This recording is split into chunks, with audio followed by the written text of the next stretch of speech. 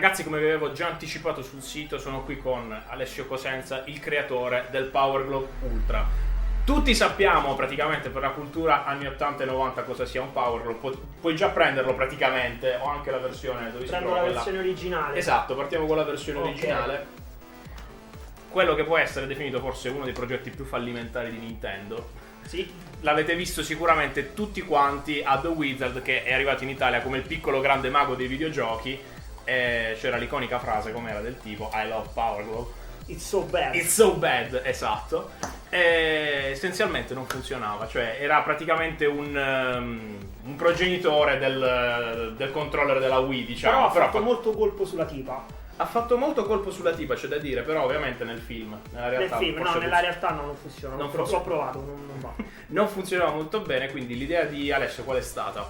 Prendere il Power Glove, ritirarlo fuori, cioè non questo nello specifico, questo è quello originale, e farne una sua versione ultra adattata ovviamente al gaming moderno, diciamo, sia in digitale che in analogico. Quindi Ale, quest'idea di prendere il Power Glove e farlo funzionare finalmente decenni dopo, come ti è venuta? Allora, l'idea nasce ovviamente dalla mia passione per tutto quello che è retro gaming. Basta vedere in che stanza ci troviamo, praticamente siamo sommersi dai Commodore e tant'altro, cioè in questa casa ho visto veramente di tutto, anzi questa è la minima parte che state vedendo. Comunque l'idea nasce dalla mia passione per gli anni 80 e retro gaming e anche per dare dignità al progetto originale, che purtroppo, come è stato anticipato da Francesco, è stato un fiasco tecnico e commerciale.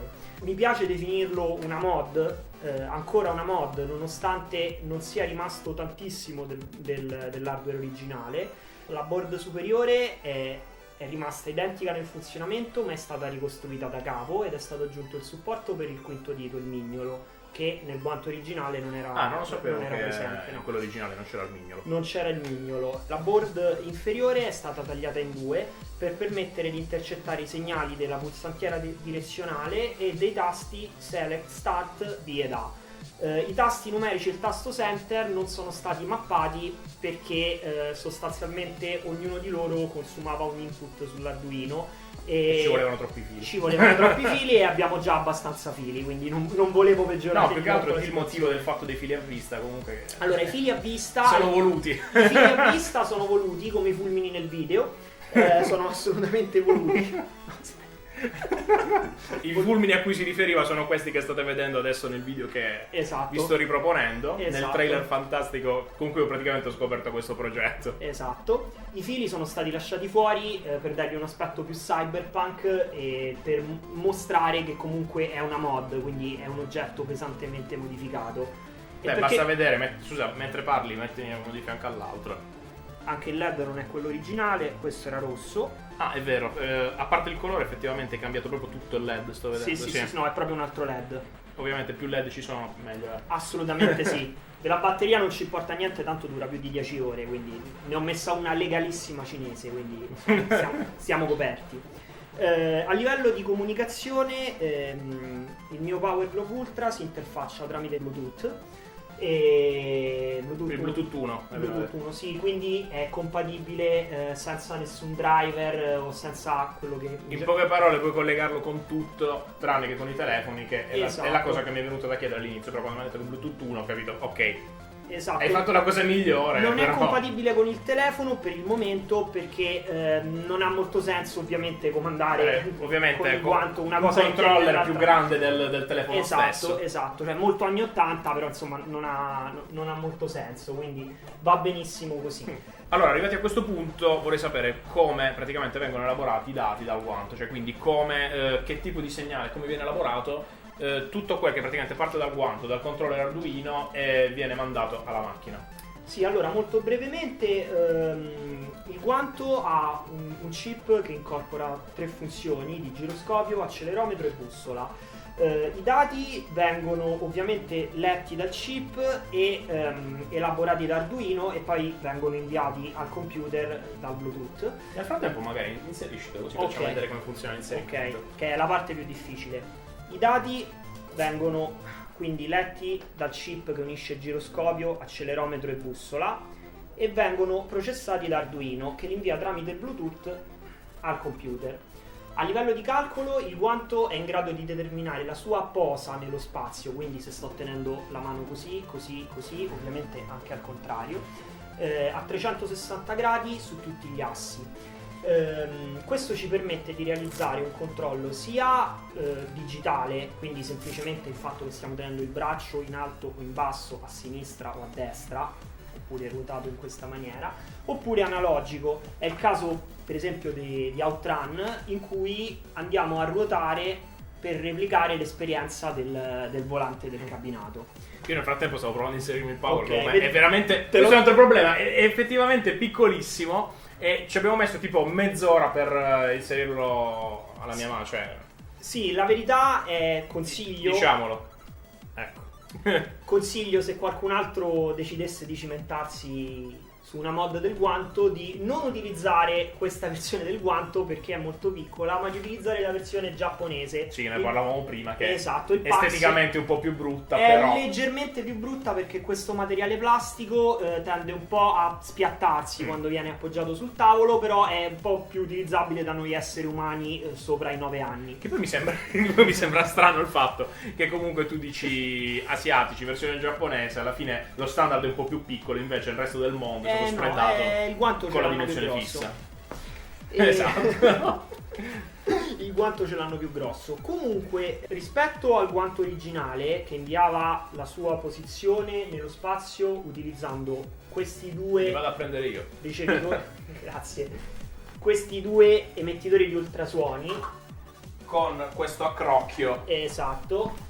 Sì, questa cosa improponibile. qui, esatto, questa cosa improponibile qua, questi 3 tubi di plastica made in Corea. E praticamente dovrebbero, io non ci sono mai riuscito, dovrebbero stare in piedi sulla TV CRT. Praticamente tu hai il monitor qui Esatto. e intorno gli vai a sistemare tutto il... Lampada. Stavo per dire sensor bar, ma non è... Non si può dire sensor Non si bar può dire. perché non è degno, non si può dire. Ok, quindi si va a posizionare la sensor bar che fa questo, cade, e basta, si mette via il guanto e si aspetta il 2016 per giocare con il mio. Rispetto all'originale, il mio invece utilizza il segnale inviato dal chip che si chiama Fusion Sensor, che miscela i segnali di accelerometro, bussola e giroscopio. Rimane invece invariata la modalità di raccolta delle informazioni per quanto riguarda le dita, che non hanno nessuna informazione spaziale, quindi io non sono in grado di sapere se sto muovendo le dita, ma posso solo sapere se le dita sono aperte o chiuse, e ovviamente hanno un sensore analogico dentro di questo tipo qui, che si chiama flex sensor, che altro non è che un potenziometro che si piega. Quindi a seconda di quanto si flette, come fosse un asse, sei in grado di dire a che punto si trova della torsione. Esattamente. Va detto che nel guanto originale questa feature esisteva, però nel 99%, cioè 2 dei giochi che sono usciti per il guanto, veniva utilizzato in digitale, quindi veniva quantizzata in 00, 01, 1011. 4x2 8, quindi in un byte si passavano tutte le informazioni di piega delle dita. Per quanto riguarda il MAME, contrariamente a quello che abbiamo anticipato, c'è bisogno di un po' di hardware in più rispetto al semplice guanto, che praticamente presentiamo in stato assolutamente prototipale, in esclusiva per Parliamo di Videogiochi. Stato prototipale si vede dai film, tramite il quale possiamo inviare i segnali analogici, è il caso di Outrun e Space Harrier, alle ROM dei cabinati. Nel caso di Outrun l'unico asse mappato è questo, quindi abbiamo solo una rotazione, che è quello del volante. che è quello del volante. Con il pollice si accelera, l'indice si frena e con il medio si cambia la marcia, bassa e alta. Nel caso di Space Harrier invece è possibile il movimento in tutte e 4 le direzioni per replicare l'esperienza della cloche originale. Con il pollice si spara e ovviamente si preme il tasto B per attivare l'autofire, altrimenti viene un crampo al dito. Infatti devi giocare praticamente così. Esatto, viene un crampo al dito, quindi si utilizza l'autofire, perché è un sacco anni 90, quindi va benissimo. Rimanendo a parlare degli anni 80 che hai appena citato, perché fare il Power Glove Ultra? Perché è un power glove che funziona, cioè non è praticamente la corsa a cercare la miniaturizzazione, un controller magari figo e più ridotto come può essere magari un HTC o tanti device che servono per il VR, è semplicemente un prodotto che non è mai decollato e soprattutto non ha mai funzionato per bene, vederlo ora funzionante praticamente con tutto. E quella è praticamente la massima soddisfazione, soprattutto l'obiettivo principale, anche perché, diciamolo, è un'opera d'arte cyberpunk funzionante. Quindi ora, a conclusione di tutto questo, delle motivazioni per cui l'hai fatto, abbiamo visto come funziona, come è supportato e come può essere supportato e come lo potrai sviluppare in futuro per altri scopi. Che ne sarà? Alla fine ci sono tantissimi diciamolo così, che magari fanno vedere roba. No, magari che fanno vedere roba, non rilasciano, non danno informazioni, roba del genere, fanno vedere e non rilasciano nulla. Invece, cosa hai intenzione di fare? A proposito, la maniera più approfondita e diciamo più sincera, potete vederla qui. Vi metto un link dove praticamente abbiamo cambiato scheda sulla reflex. Io stavo già riprendendo e lui a telecamera spenta, esatto, diciamo, ha tirato fuori delle motivazioni molto belle che vi metto qui. Quindi diciamolo in maniera più formale, ridotta. Sì, cosa ne farai di tutto questo? Allora, a parte che io sono uno di quegli che non ha ancora rilasciato niente, quindi ma il motivo è che il codice è ancora in fase di stabilizzazione, quindi non vorrei rilasciare qualche cosa che può creare problemi agli altri utenti. Comunque a breve mi piacerebbe fare dei tutorial per permettere alle persone come me, che sono semplicemente dei curiosi, anche con esperienza. Io non sono un esperto di elettronica, assolutamente. Oddio, mo la stai tirando così, ma in realtà lui ha un curriculum che fa paura come esperienza. Per permettere a tutti, o insomma almeno a chi è un po' smanettone, di realizzare una cosa del genere, in cui l'unica parte forse un po' difficile è proprio quella software, non è tanto quella hardware. Per questo sarò contento di fare dei video tutorial e rilasciare il codice open source, in maniera tale che tu prendi un guanto che non necessariamente può essere un power glove, magari qualcosa di simile, segui magari una sua eventuale guida su come, diciamo, cablartelo, cosa hai bisogno, tutto quanto, poi rilascerai, hai detto, eventualmente un domani il codice, lo utilizzi e ovviamente codice tuo, tu sei l'autore, puoi utilizzarlo e magari ti crei da solo, praticamente in maniera do it yourself ti fai il controller e utilizzando il suo software. Se poi qualcuno riesce a migliorare il mio lavoro, cosa molto semplice da fare, sono sicuro, sarò molto felice di includere gli aggiornamenti. Quindi open source for the win. Open source for the win, sempre e comunque. Allora, prima di concludere, un'ultima chicca, dato che magari su determinati giochi o in determinate situazioni c'è bisogno di più mobilità, c'è anche questo secondo supporto. Il calzino, che ora state vedendo nelle riprese che abbiamo fatto prima. E a vederlo praticamente sembra una cosa molto molto molto pericolosa, che poi sembra effettivamente esatto, lo è. Uno di quei props che magari vedi addosso a qualcuno che fa appunto, che poi muore, che poi muore, solo che questo funziona realmente, non sono semplicemente lucette messe così. Questo qui è un progetto semplicissimo, tutt'altra cosa rispetto al guanto, mi serve come accessorio, si interfaccia sempre tramite Bluetooth. Può essere utilizzato, ovviamente lo conoscete tutti, è un nunchuck della Wii, può essere utilizzato parallelamente per i giochi che hanno bisogno anche della mano sinistra, ad esempio gli FPS, qui magari con il guanto si può fare il mouse look e l'interazione con l'ambiente. La tastiera invece lo fai con la mano sinistra. Questo, esatto. No, ma questo l'ho fatto volutamente molto meno curato. A, perché mi ero rotto il c***o proprio male. B, questo mettilo nel video. B, perché comunque non mi deve distogliere l'attenzione dal guanto, cioè il guanto che spacca, questo va bene così, cioè. Ti piace questa scusa ufficiale? Tantissimo. Guarda come ti trasformo i bug nelle feature.